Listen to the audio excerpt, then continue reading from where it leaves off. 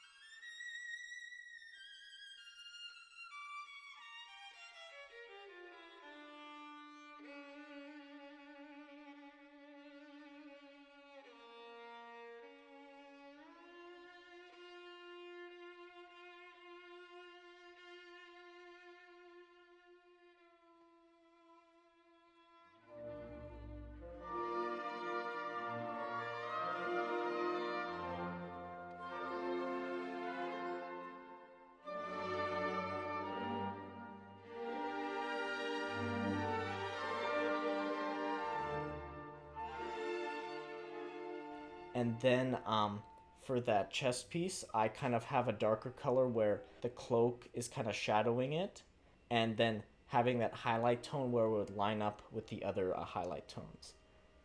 And then for the sword, because it's like a flat plane, right? What's going to happen is more light would hit this side than hit this side. So to continue that kind of consistency of light, you're going to have this tone facing towards us, towards you with a lighter tone, and then this plate that's facing away, that's going to have a darker tone on this side, right?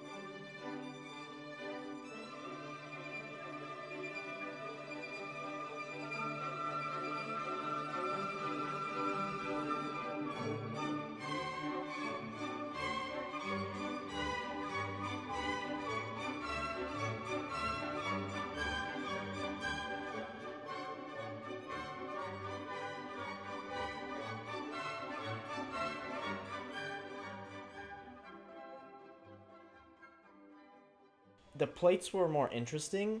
I wanted to kind of keep them rugged, so you can see how I kind of streaked this like different grays on the down the plate, and that gave it kind of like a rougher texture. And then I just build up highlights.